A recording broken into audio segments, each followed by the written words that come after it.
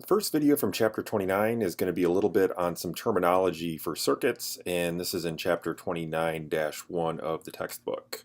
Okay, so some quick terminology. So we, in this chapter especially, are going to be concentrating on DC, or direct current circuits.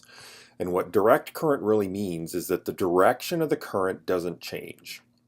And in fact, for most of the circuits we're going to look at, the current is actually just going to be constant. The current is not going to change at all. Now contrast that with what's known as an alternating current, or AC circuit, where the direction of the current switches back and forth.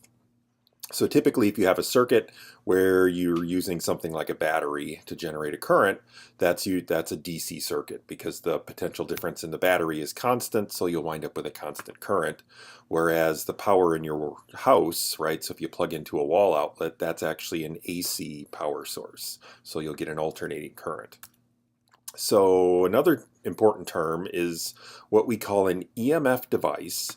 And by EMF device, we just mean a power supply. And the reason we call it EMF is because EMF stands for electromotive force, which is an absolutely terrible term because it isn't really a force at all. It's a potential difference. So we usually just call it EMF, and we pretend that the word force isn't in there, since it isn't a force. So, and there's a nice table in your book where it talks about some of the different terminology that you may hear. So, and I guess probably the one I want to point out here, and the most important one, right, in circuits, when you talk about voltage, well, what you really mean by voltage is potential difference.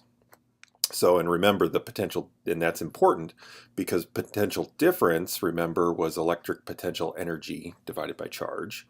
But just like potential energy, it's only differences in potential that are meaningful. Okay, and we're going to have all sorts of nifty little circuit diagrams we're going to draw. So this is a nice little summary of what some of the different symbols are. So if you have a DC EMF device, right, so a battery typically. So this is the symbol. So a long line and a short line, where the long line is the positive terminal. And the little E here is the EMF, or the terminal voltage. So when we've got resistors, capacitors, we've already talked about, wires, so we always like to draw, in a circuit diagram, the wires, we draw them straight and typically with 90-degree angles just to make things look nice and neat.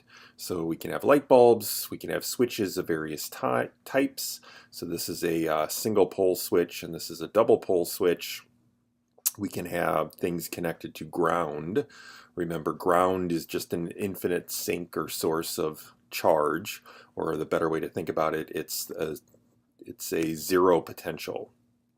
And also voltmeters, ammeters, and ohm meters, which we're going to talk about in a little bit.